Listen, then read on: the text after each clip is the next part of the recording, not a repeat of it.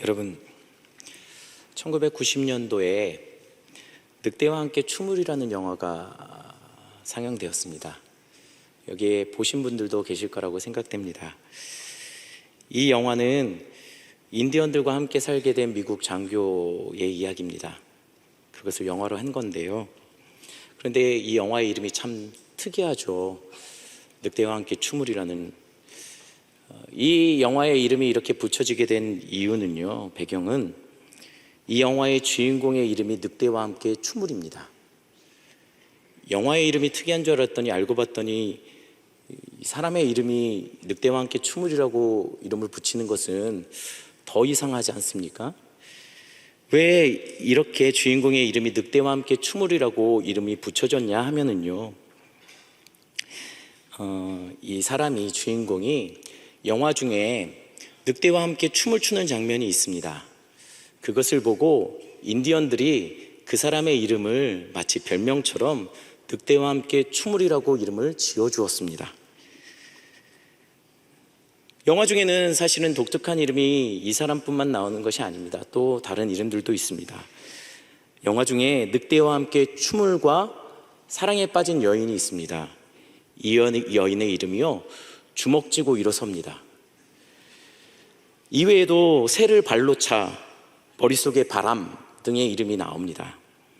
실제로 인디언들은 이름을 이런 식으로 짓는다고 합니다. 그 사람의 특징, 행동, 그 사람의 성향 등을 잘 표현할 수 있는 그런 식으로 이름을 짓는다고 하죠. 사실 우리나라도 이전에는 비슷하게 이름을 지었던 것 같습니다. 막내로 태어나면 막내라고 이름을 많이 붙였죠. 몸에 점이 있으면 점박이, 돌쇠, 제발 이젠 좀 아들 좀 낳아라, 끝순이, 이렇게 이름을 짓기도 했죠.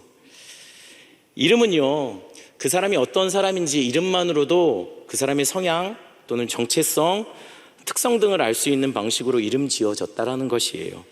그러나 지금은 이런 식으로 이름 짓는 것은 조금 어려운 시대가 되었습니다. 왜냐하면요, 저희 첫째가 태어났을 때 이름 짓는 게 너무 힘들었어요. 제가 괜찮은 이름을 제시하면 저희 집사람이 자기 아는 사람 중에 그 이름이 있대요. 저희 집사람이 얘기하면 어김없이 제 주변의 지인들 중에 그 이름이 있습니다. 그래서 하다 안 돼서요, 저희 할머님한테 전화를 드렸습니다. 할머니, 아이가 이름이 필요한데 어떤 이름을 지으면 좋을까요? 할머니가 잠시 생각하시더니 하시는 말씀이 한나 좋겠다라고 얘기하셨어요. 혹시 이 방송과 이곳에 한나라는 분이 계신다면 용서하고 들어주시기 바랍니다. 제가 뭐라고 말씀드렸냐면, 할머니, 한나라고 불려지는, 한나로 이름 지어진 사람들은요, 한국 교회 숫자보다 많아요. 제가 다녔던 교회들에는 적어도 한두 명의 한나는 늘 있었습니다. 그러니 한나는 한국 교회 숫자보다 더 많이 있어요 라고 말씀을 드렸어요. 도시화가 되고요, 인터넷 등으로 점점 사회에 연결되는 범위들이 점점 광범위해지고 있죠. 그래서 이름을 더 이상 예전처럼 어떤 특징이나 속성이나 특성을 가지고 이름을 짓는 것은 좀 어려운 시대가 된 것 같습니다. 오히려 이름은 사람을 다른 사람과 구별하기 위해, 식별하기 위해 그렇게 이름을 지어주는 경우가 많이 있지요. 그러나 구약시대의 이름 짓기는요, 그 대상이 가진 속성, 특성을 가지고 이름을 많이 지었습니다. 예를 들면 야곱, 발 뒤꿈치를 붙잡다 또는 속이는 자, 그의 태어남이 어떠했는지를 알 수 있는 이름이죠. 아브라함, 열국의 아비, 하나님과 그가 맺었던 언약을 바탕으로 지어진 약속의 이름이었습니다. 이름이란 곧 그 대상의 특징을 잘 나타내는 방식, 곧 정체성을 명확하게 하는 방식으로 지어졌다는 것입니다. 그렇다면요, 제가 정말 하고 싶은 말이 이 말씀입니다. 하나님의 이름은 무엇일까요? 여러분, 하나님은 어떻게 불려지게 되었을까요? 우리가 하나님을 부를 때 가장 많이 부르는 이름은 여호와 하나님입니다. 이 이름이, 여호와라는 이름이 시작된 배경은 출애굽기 3장 14절에서부터 시작되었다고 학자들은 보고 있습니다. 혹시 3장 14절을 같이 읽을 수 있으면 한번 같이 봤으면 좋겠습니다. 한 목소리로 한번 읽어보겠습니다. 시작. 하나님이 모세에게 이르시되 나는 스스로 있는 자니라. 또 이르시되 너는 이스라엘 자손에게 이같이 이르기를 스스로 있는 자가 나를 너희에게 보냈다 하라. 여러분, 여기서 스스로 있는 자는 히브리어로 에흐웨입니다. 에흐웨. 이 에흐웨에서 야훼, 여호와가 나왔습니다. 그러니까 결국은 스스로 있는 자라고 소개했던 그 이름으로부터 야훼, 여호와가 나왔다라는 것이에요. 우리가 스스로 있는 자라고 번역하고 있지만 실제로는 I am, 나는 있다, 나는 살아있다, 나는 존재한다, 이렇게 번역하는 것이 좀 더 자연스럽습니다. 여러분, 스스로 있는 자보다 I am이 좀 더 직역하면 명확한 표현이라는 것이죠. 하나님은 스스로 나는 있다, 나는 살아있어 라고 자신의 이름을 모세에게 소개시켜주고 있는 거예요. 여러분, 살아있는 하나님, 역사하는 하나님, 우리 가운데 여전히 함께 하시는 하나님이라는 이름으로 지금 모세에게 알려주며 내 백성에게 내 이름을 그렇게 전하라고 얘기하고 있습니다. 여러분, 왜 이렇게 소개하고 있을까요? 당시 상황이요, 이스라엘은 애굽에서 430년간 종살이를 하고 있었습니다. 이 시대가 어떤 시대였냐면요, 마치 하나님이 없는 것처럼 느껴지던 시대였어요. 430년 동안 고통하며 온갖 중노동과 학대, 심지어는요, 자신의 아들을 자신의 손으로 강에 던져야 되는 참담한 인생을 살고 있었던 거예요. 마치 하나님이 안 계신 것처럼, 아무리 하나님께 부르짖어도 하나님이 응답하지 않고 침묵하는 시대를 그들은 통과하고 있었다라는 거예요. 그때 하나님이 모세를 내 백성에게 보내며 내 백성에게 이르라고 말씀하신 게 뭐냐면, 나는 I am이다 라는 거예요. 나는 살아있다라는 거예요. 나는 여전히 그들 속에 함께하고 있다라는 것이에요.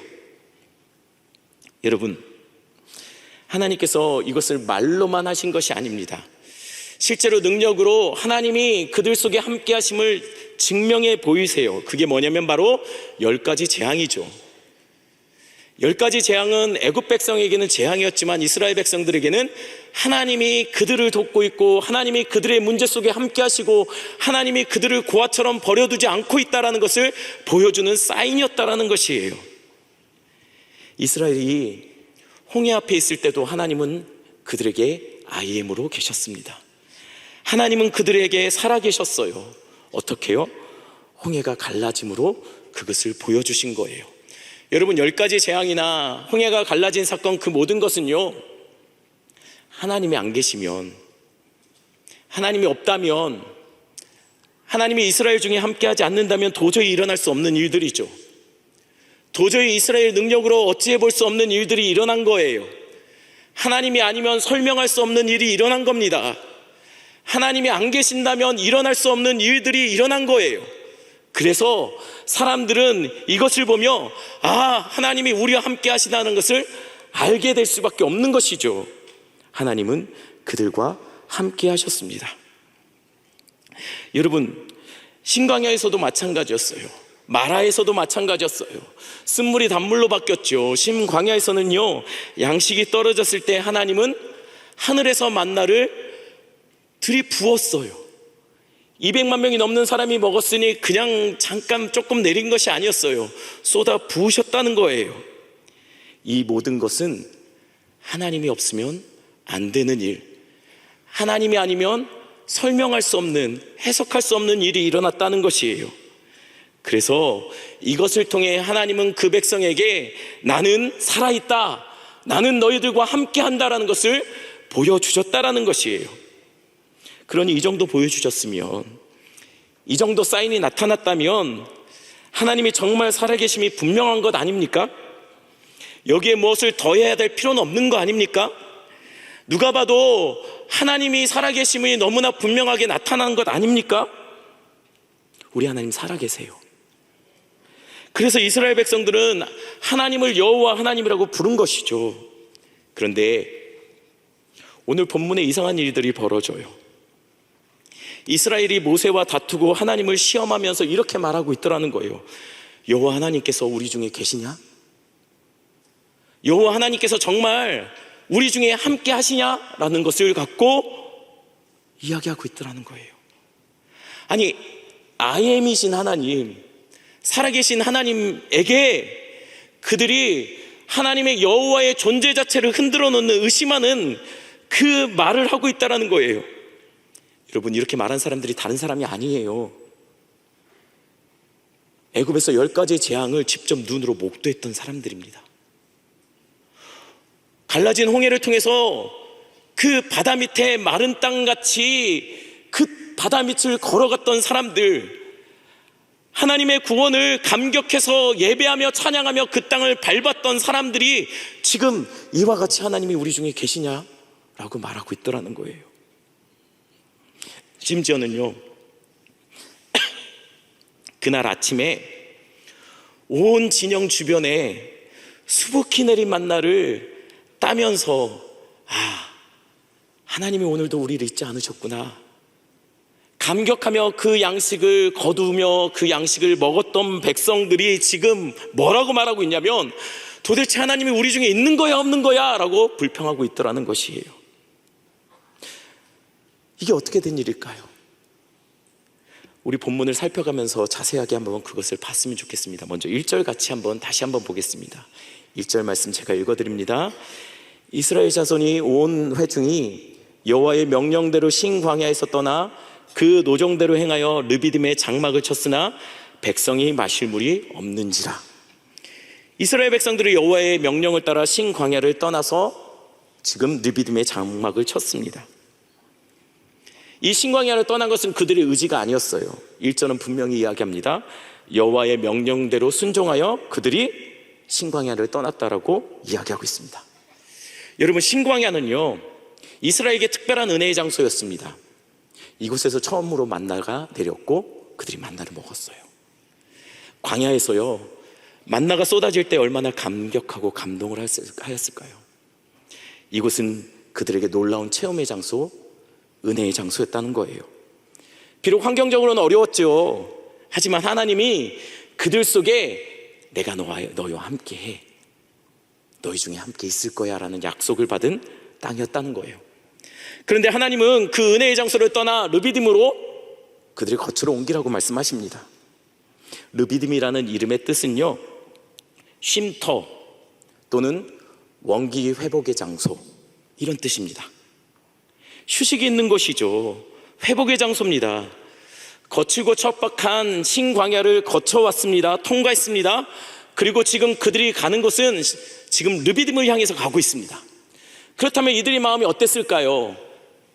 그래도 신광야를 거쳤으니 그곳에서 우리를 먹이신 하나님이 르비딤에서 우리를 회복시키고 쉼을 주고 회복을 주지 않을까라는 기대감을 갖고 그들은 아마 르비딤을 향해서 걸어갔을 거예요. 여러분, 회복이 있을 거다, 하나님이 우리를 위로하실 것이다, 쉼이 있을 거다 라는 기대감을 가지고 르비딤을 향해서 가는 것은, 여러분, 도가 지나친 기대감을 갖고 가는 것일까요? 그렇지 않아요. 여러분, 출애굽 이후에 이스라엘 백성들은 어려운 여정을 거쳐왔단 말이죠.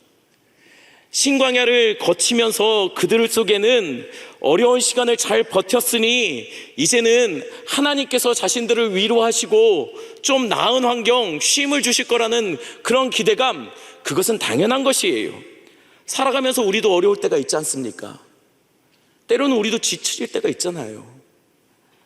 여러분, 우리가 어려운 시절을 지나면서 우리 마음속에 좀 덜 자고 더 열심히 일하면, 좀 아끼고 좀 더 저축을 하면 좋은 때가 오지 않을까, 지금보다 나은 때가 오지 않을까라고 기대하는 거, 그거 괜찮지 않습니까? 그거 지나친 거 아니죠. 그런데요, 이상한 일이 벌어지더라는 거예요. 분명 하나님이 명령하신 그대로 순종하며 간 곳입니다. 분명 기도하며 말씀에 따라서 방향을 잡고 나아간 거예요. 그런데 르비딤에 도착하니 그곳에 장막을 쳤더니 그곳에 마땅히 있어야 될 것, 물이 없다는 거예요. 회복의 땅에 물이 없다라는 것이에요. 기대했던 물이 없다라는 것이에요. 좋은 시절이 올 거라고 생각했는데, 그래서 어려운 시절을 잘 버텼는데, 그 시절을 보내고 나니 갑자기 덜컥 건강에 문제가 생긴 거예요. 때로는 암이 오고 때로는 여러 가지 어려움이 생기더라는 거예요. 사기를 당하고 집안에 문제가 생기는 거예요. 당연히 있어야 할 회복과 위로와 격려가 사라지고 오히려 더 이전보다 더 어려운 시대가 올 때가 있더라는 거예요. 게다가 이스라엘이 더 당황스러워할 수밖에 없었던 이유는 그것이 분명 하나님이 그들에게 명령하신 그대로 순종했는데 이런 결과가 나타나더라는 것이에요. 여러분, 우리가 여전히 기도하고 있다 할지라도 여러분, 우리의 삶이 어찌됐든 여러분 열심히 주님 안에서 살려고 몸부림치며 열심히 교회에서 봉사하고 순종하며 살아간다 할지라도 때로는 우리 삶에 물이 없는 리비딤과 같은 그런 예측하기 어려운 어려움이 올 때도 있다라는 것이에요. 여러분, 그럼 이때 어떻게 반응하셔야겠습니까? 혹시 여러분 그와 같은 경험을 했다면 그때 어떻게 반응하셨나요? 잘 살았잖아요. 그래도 어찌됐든 주님 붙잡고 살려고 몸부림치며 살았잖아요. 물론 때로는 우리도 영적인 침체를 경험합니다. 때로는 우리 안에 끊어내지 못하는 죄의 습성 때문에 우리의 연약함 때문에 넘어질 때도 있죠. 그래도 이내 다시 중심을 하나님 앞에 드리고 주님 앞에 엎드려 살았잖아요. 그럼에도 우리 인생에는 우리가 이해할 수 없는 느비비듬의 때가 종종 찾아오더라는 것이에요. 이스라엘은 이때 이렇게 반응했습니다. 오늘 본문에 그들은 모세와 다투고 하나님을 시험하면서 이렇게 말했어요. 모세, 우리를 왜 애굽에서 데려와 죽게 만드느냐? 하나님 정말 계신 게 맞느냐? 하나님이 정말 우리 중에 있느냐라고 따지고 있던 거예요. 처음에는 분명 물의 결핍이 그 물의 결핍으로부터 시작된 문제였습니다. 그런데 이스라엘은 이내 곧 이 문제를 하나님이 있느냐 없느냐의 문제로 확대시켜 가더라는 거예요. 모든 원망은요, 모든 불평은 대부분 환경의 결핍에서 시작됩니다. 하지만 원망의 대상은요, 늘 항상 하나님을 향해 가게 돼요. 그렇기 때문에 원망은 불신앙이에요. 불평은 믿음 없음입니다. 2절 같이 볼까요? 백성이 모세와 다투어 이르되 우리에게 물을 주어 마시게 하라. 모세가 그들에게 이르되 너희가 어찌하여 나와 다투느냐? 너희가 어찌하여 여호와를 시험하느냐? 여러분, 2절에 나온 다투다, 시험하다라는 이 단어는 학자들 간에 조금 이견이 좀 다릅니다. 이걸 어떻게 봐야 될지 여러 가지 얘기들이 있습니다. 하지만 대부분 이 두 단어는 법정에서 주로 재판에서 사용되는 단어라고 이렇게 그렇게 이야기하는 것에는 대부분은 합의를 봐요. 말하자면요, 지금 재판이 벌어진 겁니다. 피고는 누굴까요? 모세겠죠. 지금 백성들이 모세를 피고로 세우고 그에게 지금 법적인 소송을 걸고 있는 거예요. 그들은 하나님이 정말 계신지 안 계신지 모세에게 묻고 있습니다. 모세는 이제 그것에 대해서 답을 해야 될 때가 됐어요. 만약 정말 하나님이 살아계심을 분명하게 그 백성들에게 보여주지 못한다면 백성들은 금방이라도 돌을 들어서 모세를 쳐서 죽이려고 할 겁니다. 하지만 백성들이 지금 돌을 들고 던지려 하고 있는 대상은 모세가 아닙니다.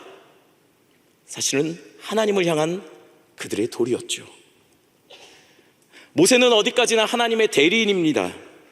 그래서 이 문제를 가지고 모세는 하나님께 기도하기 시작합니다. 하나님, 이 백성들을 어떻게 합니까? 이제 이들이 저를 돌로 치려고 합니다.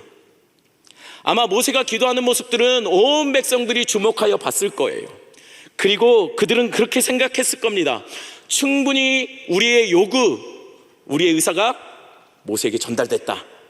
이제는 하나님께서 스스로 자신이 계신지 안 계신지에 대해서 답하셔야 될 때다라고 생각했을 거예요.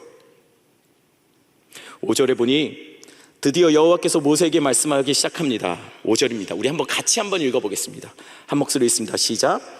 여호와께서 모세에게 이르시되 백성 앞을 지나서 이스라엘 장로들을 데리고 나일강을 치던 내 지팡이를 손에 잡고 가라. 지금 하나님께서 모세에게 장로들을 대동하여 백성들 앞을 지나가라고 말씀하고 계세요. 여러분, 하나님께서 이렇게 하시는 것이 괜찮은 방법일까요? 지금 백성들은 분노가 들끓고 있는 상태예요. 그런 와중에 모세가 장로들을 대동해서 백성들 앞을 지난다라면 오히려 막 불타는 그곳에 기름을 끼얹는 거 아닙니까? 이때는 오히려 모세가 안 나타나는 게 나타나지 않는 게 좋습니다. 잠시 자리를 피해 있는 것이 낫다라는 것이에요. 그러나 하나님은 지금 모세에게 장로들을 데리고 그 백성 앞을 지나가라고 명령하고 있어요. 여러분, 이런 장면을 연출하는 이유는 무엇일까요? 이 장면도 역시 마찬가지입니다. 백성이 모세를 소송했지 않습니까? 그것에 대해서 하나님의 반응은요, 모세와 장로들을 대동해서 하나님이 이제 공식적인 하나님의 법정을 여신 거예요. 모세가 재판관으로, 그리고 장로들이 배심원으로 동석해서 지금 법정에 등단하고 있는 거예요. 원래 출발은 피고는 모세였습니다. 고발인이 백성들이었죠. 근데 지금 상황은 하나님께 기도했더니 이 상황이 바뀐 거예요. 뒤바뀐 거예요. 오히려 피고가 백성들이 된 거죠. 그리고 재판관으로, 그 다음 배심원으로 모세와 장로들이 그 앞에 서게 된 겁니다. 이런 상황을 용납할 수 없다면 백성들은 소요를 일으켜야 됩니다. 반란을 일으켜야 됩니다. 그런데 아무도 이 상황에 의의를 제기하지 못해요. 백성들이 모세에게 함부로 할 수 없는 이유가 있습니다. 그 이유는 모세의 손에 들린 무언가 때문이었어요. 성경은 그것을 나일강을 치던 지팡이라고 말하고 있습니다. 모세의 손에 나일강을 쳤던 그 지팡이가 들렸다라는 것이에요. 이게 도대체 무슨 의미길래 백성들이 함부로 못하는 것일까요? 여러분, 고대의 이스라엘 문화에서요, 나무 지팡이는 심판의 상징이었습니다. 보통 법정이 열리면은요, 장로들은 이 나무 지팡이를 들고 피고 앞에 서게 됩니다. 그리고 증인들과 피고의 이야기들, 각자의 이야기들을 듣고 자기가 판단할 때 여기에 있는 피고가 유죄라고 생각된다면 장로는 이 지팡이를 가지고 그 피고를 한 대 때렸어요. 이게 뭐와 같냐면요, 마치 판결봉 있죠, 유죄 하는 거와 같은 거예요. 그러니 지금 판결봉을 들고 앞에 선 모세, 이스라엘 백성들에게서는 이것이 심상치 않은 상황이 된 거예요. 그런데 가뜩이나 이 지팡이를 성경은 그냥 지팡이라고 얘기하지 않습니다. 나일강을 치던 지팡이라고 말하고 있어요. 여러분, 왜 나일강을 치던 지팡이라고 얘기했을까요? 이스라엘 백성들에게는 모세의 손에 들린 지팡이는 그냥 지팡이가 아니었어요. 백성들은 이 지팡이를 볼 때마다 두려워하고 경외심을 갖게 되는 그런 지팡이였어요. 왜냐하면 모세가 이 지팡이를 가지고 애굽의 나일강을 쳤거든요. 애굽의 나일강을 치자 애굽의 나일강이 피로 바뀌었어요. 애굽 사람들에게 있어서 나일강은 생명이었습니다. 애굽의 생명은 이 나일강에서부터 시작된다고 그들은 믿었어요. 그러나 지금 모세는 그 나일강을 쳤던, 생명의 상징인 나일강을 쳐서 죽음의 강으로 바꿨던 그 지팡이를 들고 서 있더라는 것이에요. 모세가 이 지팡이로 나일강을 치자 나일강은 피로 변했고, 그리고 그곳에 살던 생명들이 죽었습니다. 나일강에는 온갖 악취가 풍기고 온통 시체의 강으로 변했어요. 이것으로 모세는 나일강을 심판했다는 거예요. 애굽을 심판했다는 거예요. 그것을 이스라엘 백성들은 생생하게 기억하고 있어요. 지금 모세의 손에 들린 이 나무 지팡이, 지금 이 지팡이를 들고 모세는 이스라엘 백성 앞에 서 있는 겁니다. 이때 백성들은 어떤 기분이 들었을까요? 아마도 두려웠을 겁니다. 아마도 공포에 사로잡혔을 거예요. 이제 곧 무슨 일이 있어도 큰 일이 일어날 것 같은 상황이 벌어진 겁니다. 이스라엘 백성들도 스스로 알고 있었을 거예요. 그동안 하나님이 얼마나 참으셨는지, 그들은 계속 광야의 여정 속에 끊임없이 하나님을 원망하고 불평했지 않습니까? 하나님은 그들에게 신실하시고 하나님이 아니면 일어날 수 없는 일들을 계속 지속적으로 행하시며 내가 너희와 함께 있어 라고 말했음에도 불구하고 그들은 끊임없이 하나님을 원망하더라는 것이에요. 그들은 입이 10개라도 할 말이 없었어요. 홍해 앞에서도 마라에서도 신광야에서도 하나님은 이스라엘에게 하나님이 없으면 도저히 일어날 수 없는 일, 하나님의 살아계심에 너무나 분명한 증거들을 나타내 보이셨다라는 거예요. 그런데도 조금만 상황적으로 어려워지면, 그들 앞에 문제가 생기면 그들은 여전히 끊임없이 이야기하는 것은 도대체 하나님 우리 중에 있는 거야 없는 거야 라고 얘기하더라는 거예요. 지금 그들은 물을 달라 했다 피를 흘려야 될 상황이 벌어진 겁니다. 무언가 잘못되어도 한참 잘못되었다라는 것을 감지했을 거예요. 지금 그들 앞에 그 나무 지팡이를 들고 모세가 서 있는 거예요. 그런데요, 자꾸만 일이 이상하게 흘러가요. 아무리 봐도 모세의 행동이 이상해요. 모세가 그 지팡이를 들고 선 곳은 백성을 향하지 않더라는 거예요. 모세는 그 지팡이를 들고 오히려 호렙산, 하나님의 산이라고 불리는 신의 산, 그곳의 한 반석을 향해 나아가 그 앞에 서더라는 거예요. 백성들이 보는 앞에서, 그리고 느닷없이 아무도 예측할 수 없는 행동을 하기 시작해요. 그 반석을 그 자신이 쥐고 있던 지팡이로 한 대 내리쳤습니다. 나무 지팡이를 가지고 반석을 내리친 거예요.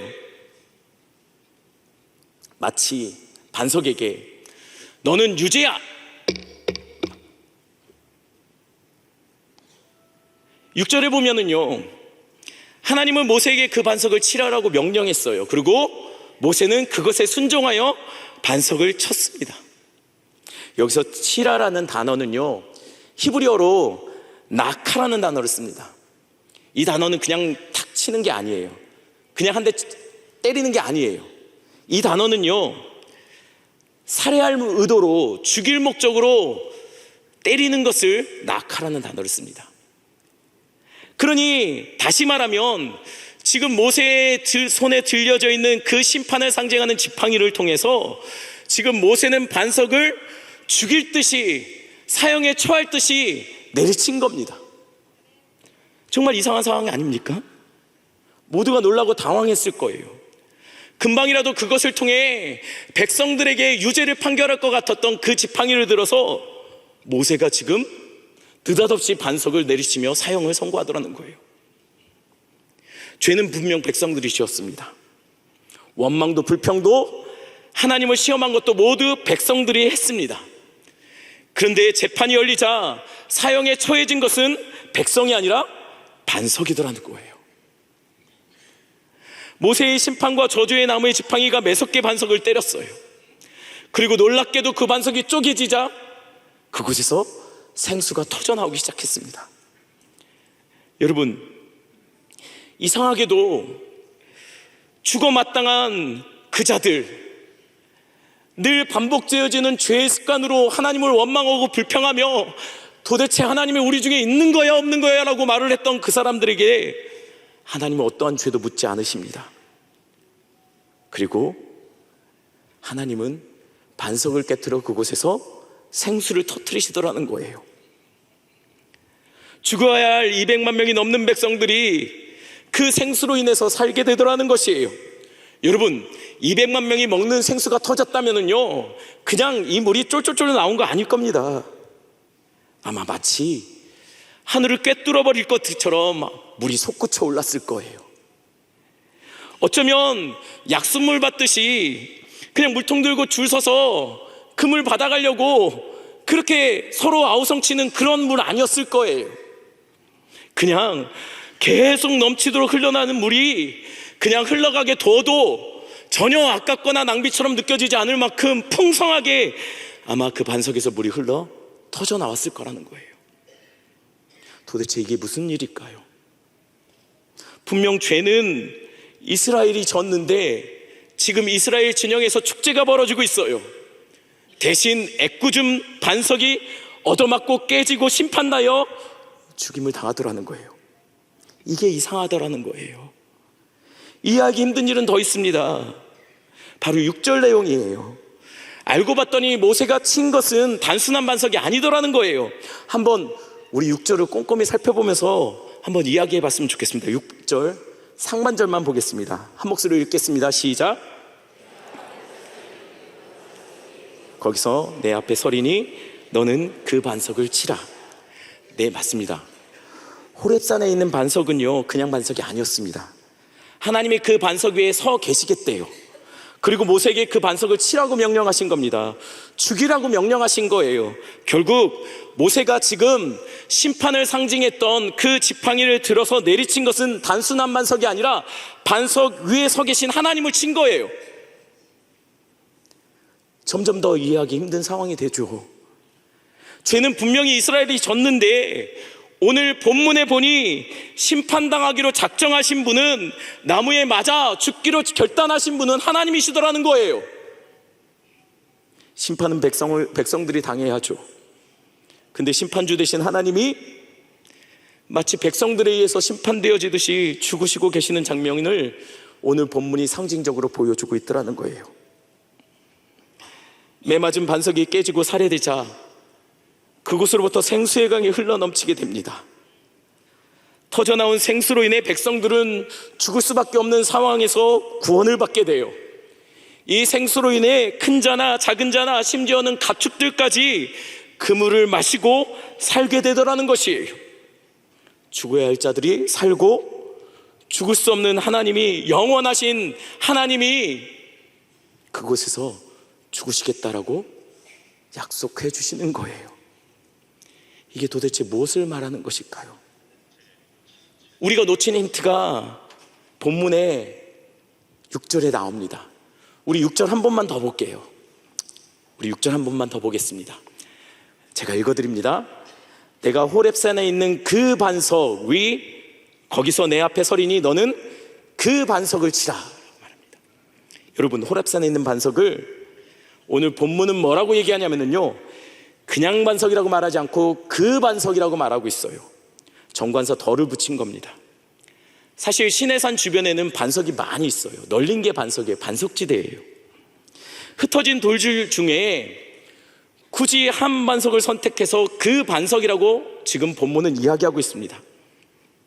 다른 반석이 아니라는 거예요.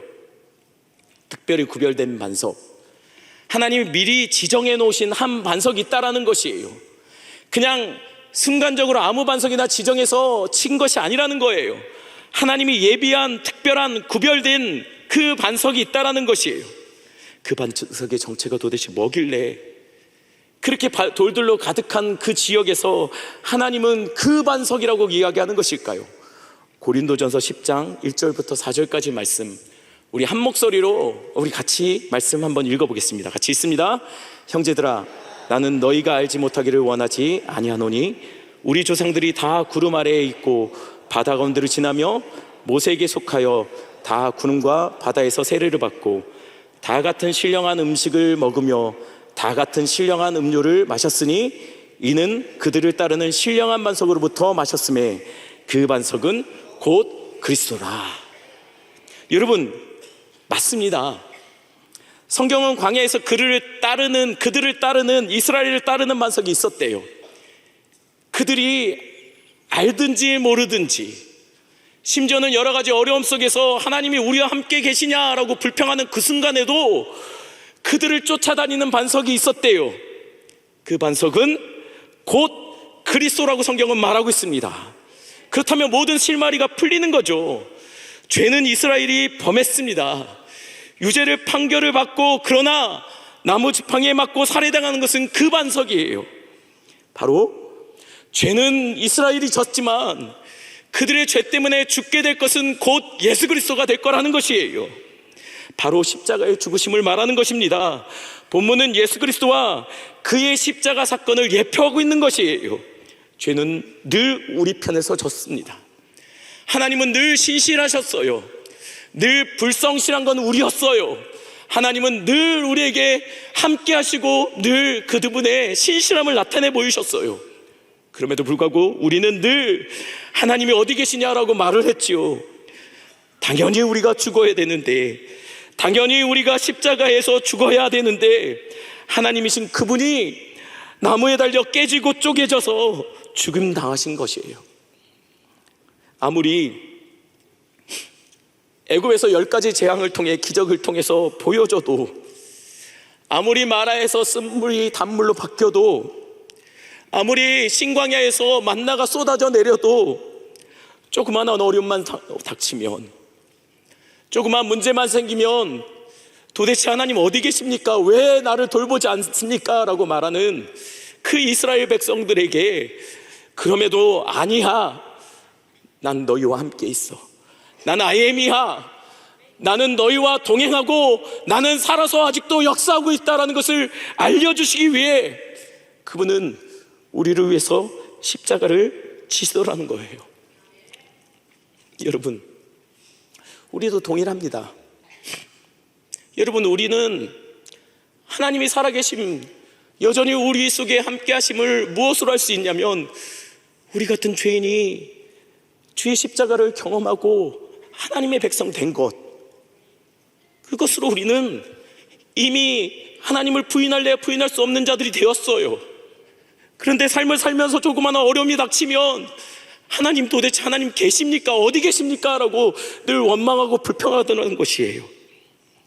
이곳에 하나님이 늘 내 인생에 침묵하는 것 같고, 내 인생 속 어디에도 하나님이 살아계심이 확실하게 느껴지지 않는, 그래서 답답한 분 계십니까? 분명 기도를 놓치지 않고 있음에도 불구하고 하나님은 순간순간 우리의 예측하지 힘든 느비딤으로 인도하는 것 같은 그런 순간순간 어려움을 경험하고 있는 분 계십니까? 건강에 넘어지고 사업에 실패하고 자녀의 문제가 생기고 억울하고 속상한 일 당해서 하나님께 원망하듯이 하나님 도대체 어디 계십니까? 라고 말하는 분 계십니까? 그래서 하나님이 없는 것 같은 하루하루를 버티듯이 그렇게 삶을 살아가고 있는 분 혹시 이곳에 계십니까? 그렇다면 잊지 마십시오. 여러분이 기억하든 기억하지 않던 우리 주님, 마치 이스라엘 백성들 광야에서 그 반석이 그들을 따라다녔던 것처럼 우리 주님 늘 항상 우리 속에 함께 하셨다는 사실을 잊지 않으시길 바랍니다.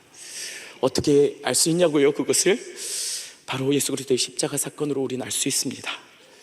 우리같이 연약한 자, 우리같이 자격 안 되는 자, 우리같이 매번 넘어지고 끊임없이 반복되어지는 죄의 습관을 가졌음에도 불구하고 그분은 우리 같은 자들을 위해서 십자가를 지시더라는 것이에요. 하루하루 도대체 하나님 어디 계십니까? 도대체 하나님 정말 내 문제 속에, 내 깨어진 가정 속에 여전히 침묵하는 것 같은 숨막히는 지루한 나의 기도 제목 속에 하나님이 안 계신 것 같이 느껴지시는 분이 있다면 오늘 이 말씀 같이 한번 읽어보겠습니다. 로마서 5장 8절 말씀입니다. 우리 한 목소리가 같이 있습니다. 우리가 아직 죄인 되었을 때 그리스도께서 우리를 위하여 죽으심으로 하나님께서 우리에 대한 자기의 사랑을 확증하셨느니라. 여러분 기억하십시오. 우리가 그분이 있는지 없는지, 우리가 그분을 원망하고 불평하고 의심할 그때조차도 하나님은 십자가로 그의 아들을 죽이심으로 그의 사랑이 우리를 놓지 않고 계심이, 우리와 함께 하심을 그것으로 증명해 보이셨다는 것이에요. 하나님 살아계십니다. 하나님 임마누엘로 우리와 함께 하십니다. 지금도 성령으로 우리와 동행하고 계십니다. 다 같이 기도하겠습니다. 하나님, 부족한 자들, 여전히 삶 속에 하나님이 없는 것처럼 하나님이 침묵하시는 것처럼, 아버지 하나님 고아처럼 버려진 것처럼, 아버지 하나님 혼자 우리의 어려운 상황 속에서 버텨내는 것처럼 생각할 때, 그럼에도 불구하고 반석 되신 예수 그리스도로 우리와 함께 동행하여 주시고, 우리 같은 죄인마저도 그 십자가에서 아들을 죽이시며 아들 삼아주시고 자녀 삼아주신 은혜 놓치지 않는 아버지 하나님, 우리 믿음의 백성들 될 수 있도록 우리 성도님들 복 내려 주시옵소서. 늘 항상 삶의 문제 속에서 주님 동행하여 주시는 은혜, 함께 하시는 은혜, 그 문제 속에 개입하여 주시는 은혜, 주님 그 은혜를 베풀어 주시기를 간절히 소원합니다. 인도하시라 하나님 감사를 드리며 예수님의 이름으로 기도드렸습니다.